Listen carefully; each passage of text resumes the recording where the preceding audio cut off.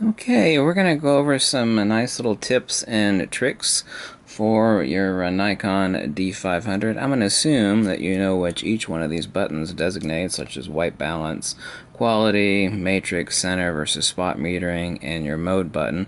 Now, a lot of people know that obviously you could hit your white balance button and set and adjust both your white balance and or your Kelvin adjustment via the top LCD display.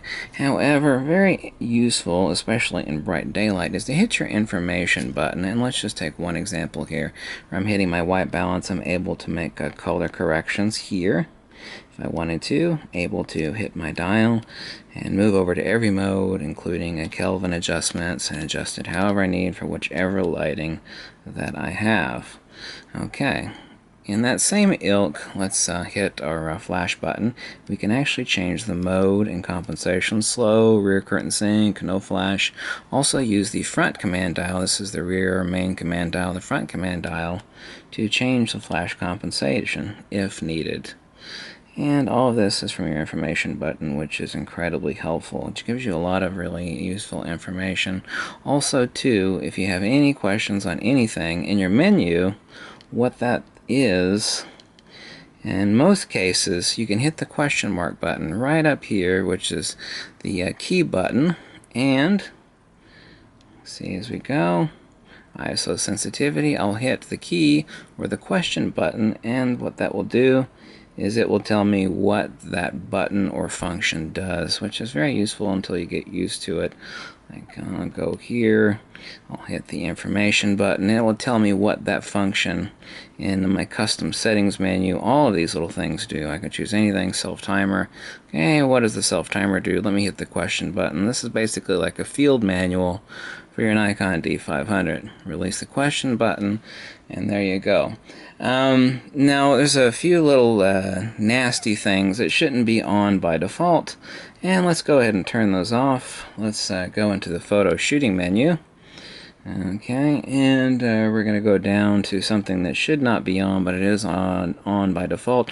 We're going to turn off Flickr Reduction setting. Let me adjust my focus here. Turn that off, and turn off the Flickr Reduction indicator as displayed inside your viewfinder. It's constantly flickering. It's a nasty little nuisance. Most people have actually complained about this, so you just turn that off, no big deal. A couple other things that are going to keep you from sucking power out in the field that you really don't need to have turned on. And you can turn it back on anytime you want. We're going to go in our setup menu and then airplane mode. We're going to turn it, default is disabled. We're going to enable it, and what that does is going to keep the camera from seeking Wi-Fi and wireless connectivity, which drains power. One thing else we're going to do is we're going to go in our custom settings menu and go over to B and metering, and then we're going to go down to B5, matrix metering, and face detection default is on, but we're going to turn it off. That's also a nasty little feature that sucks power.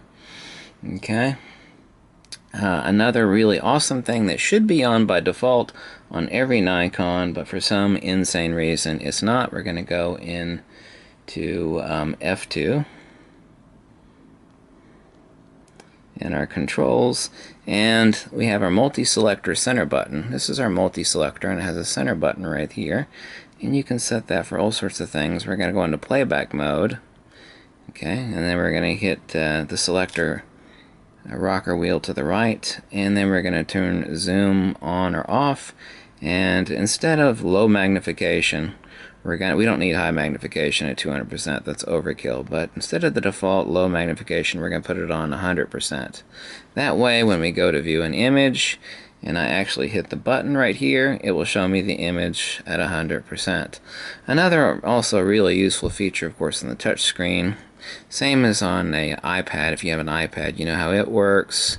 You can pinch and flick, and you also double tap to zoom in to 100%, double tap feature, or when you're right here, you can actually slide to go to the next image, and then double tap to see it 100%, or squeeze down and move it around. And you also have two arrows down here to switch back and forth to images, or go to image, whichever the next adjacent image is. Okay. Let's get out of that. Menus. And one of the most useful things is the F1 function button. Right here in our custom settings menu, F for controls, and then F1. Now, here's where things get kind of tricky, because it's kind of like recommending underwear to somebody. It's like what doesn't suit you may suit someone else, and vice versa. Where do you want the controls to be? And you have a lot of control here, where I actually want to, what I want to assign my preview button on the front, which is this button right here at the top, and also my function button, which is located at the bottom. It's highlighted in yellow right here. I have, for example, my previews button set to auto exposure lock, and I have my function button set to play. A really, really handy feature. Instead of doing this number, it's like, well, how hard is that to go up here and hit the play button? Well, it's not hard, but it gets to be a damn nuisance when you're chimping. And I don't chimp anywhere near as much as most people do, so it must be a real difficulty for most people. And you got your hands free, and you need to be doing this. I mean, that's a problem. I've already got my hand on the damn camera. All I have to do is use this finger right here. And since I have my function 1 button right here on the camera, which is right here, the button right at the bottom underneath the lens, I can hit that. I can go immediately to play. That is incredibly handy. I suggest that you assign one of your either preview or function buttons to play. It's a lot less time consuming than doing this number all the time. Trust me, you try it and you'll immediately use that from now on. Autofocus on, where you want to set that. Also your sub-selector. Not only your pointer for your autofocus points, but also you can assign differently, as I mentioned in the prior video, the sub-selector center, which means actually pushing the joystick in. What they call the sub-selector, I'm going to call the damn joystick. I mean, that's what any normal human being would call it. I think it's a bad translation. In the Nikon manual, they call this joystick the sub-selector. You know, to hell with that. It's a joystick, okay? It's a joystick. And these are some other different button reassignments that you have ability to use. I have my shutter release button moved. Shutter release button's the same, but my autofocus moved to my back focus button on this for speed. But I mentioned that in the prior video. Flash compensation and magnification. We already talked about that. Okay, let's get out of there. Let's hit our information button, and we're going to show, unlike autofocus continuous, we're able to scroll between single point and continuous servo, and the front selector dial, not the main command dial, but the sub-command dial on the front, right underneath the shutter release button. I have single, 25, 72, 153, 3D, group, and automatic, and back again to a single point. You need to greatly consider how it is for comfort in your workflow, how it is you shoot, which one of these function buttons should fulfill which feature. I know for absolute certainty that you would be incredibly happy by either assigning one of the front function or preview buttons to play. That is incredibly handy. Very, very handy. Let's go into non-CPU data settings, which is right here in our setup menu. If you have an older AIS lens, this is where you go. Let's say I popped on a 135mm f2.8. Okay, we're going to go down to non-CPU lens data. We're going to go over. We're going to assign it lens number 1 out of 9. Focal length, obviously I'm going to choose 135. Which is the focal length of the lens. And down here it's an f2.8. It could be an f3.5, but we're going to choose f2.8. Hit the OK button to enter. Right now I have a CPU lens on, but if I had that lens mounted, the camera would now know what the aperture of the lens is and its focal for proper matrix metering. And also when I adjusted the aperture dial on the lens, the feeler on the front of this camera would know exactly where the aperture was for correct exposure. And that's important. So remember, we turned off face detection, we turned on airplane mode, and those two things were for saving power. Okay, we went over setting the CPU lens data.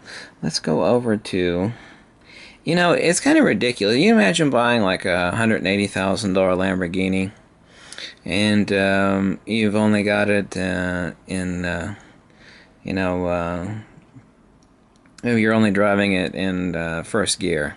I mean, how stupid is that? I mean, if you wanted to do that, you should have bought a Toyota, right? Where do you have your camera set for what it is you're shooting? I mean, are you comfortable yet with RAW? Let's go into our photo shooting menu. What exactly are you shooting? I mean, you getting the full potential out of your camera? I mean, you know, someone that would buy a $2,000 camera like this and shoot JPEGs only, it's a colossal mistake. It's like having a Lamborghini only driving in first gear. Primary slot selection, I have it set for XQD, which is exactly where you should want it, which means that's also where videos are going to go. You can actually change that in live view to go somewhere else if you want. My SD card slot? No, I want it to go to my XQD card, which is a lot faster than even the fastest SD card. Secondary slot function, that is how it writes information. You could either choose overflow, which means it only fills up the XQD first and then dumps everything after that onto the SD card, or instantaneous dual backup, which means it's writing the exact same information at the same time to both cards. You can also choose, and this, I see the reason of having this, but to me this is a BS feature. You can actually choose RAW as the primary card, and all the JPEGs are stored on the SD card. That saves in speed and writing data, but it's really kind of a douchey feature. And also with this feature, or with overflow, you have no redundant backup. You can say, well, I have a redundant backup since they're the same. No, the RAWs are only going to the first card. I mean, what's the redundant images are JPEGs only. So you have no true redundancy unless you are in backup mode, flat out. Clear and simple. Image area, we know what that is. At least I hope you do. Image quality, you should choose the best. RAW plus JPEG, fine. Also in previewing, to make sure you have your autofocus set correctly. If you choose normal or basic JPEG, then you're not chimping off of a RAW file. You're chimping off of a JPEG. So choose RAW plus fine. Image size, JPEG, RAW large, obviously so. RAW recording. Lossless compressed. I would not choose compressed. I would choose lossless compressed. Some people actually shoot only in uncompressed. If you want to research a tremendous amount of information on that, so far, here is something that you should not be doing. You should not be shooting in 12-bit. The micro contrast and the difference is readily visible. Only be shooting 14-bit. I mean, like I said, you're driving a Lamborghini, get it out of first gear. There's no reason you should be shooting in 12-bit. None. I don't believe in auto ISO. I know the reasons for actually having it and using it, and that may fit your workflow, but it never has mine, and I never thought it of any use at all. I always thought it to be a disgusting, really lazy, gross feature. I know it actually has its place in usefulness, but that place in usefulness is incredibly limited. Okay, I think we've gone over everything in the setup menu, which is where most of the important stuff is. Touch controls. Over the next video, what we're going to do, not this one, also you can choose, well, I have a vertical battery grip. You can also choose the order. You always want to choose the vertical battery grip, which means use MBD17 batteries first, which means it's using sucking power only from the vertical battery grip instead of the battery that's in the camera. That's all that means. In the next video, we're going to be going over all these freaky custom menus, because a lot of them are unknown to people. Some of them are kind of freaky, and they're not very explicative. Remember, you've always got your question mark over here. If you got a question on what something is, hit your question mark and it will tell you. It doesn't always tell you exactly whether it's good or not, or it's not specific as to what all it does, but generally it's incredibly helpful. So you have all these custom setup menus, function buttons, control buttons, release buttons, as far as customizing your Nikon to your particular workflow and shooting style. Okay, thank you for watching, and these are some of the tips and tricks of the Nikon D500. Remember, one of the most useful features, especially out in bright sunlight, is to hit the information button. You got a lot of stuff here where you can actually change your white balance. Let me get it at a K. There we go. Auto 1. You change your flash compensation. Very, very useful rather than looking at this tiny LCD screen. Okay? Thanks for watching. Catch you later.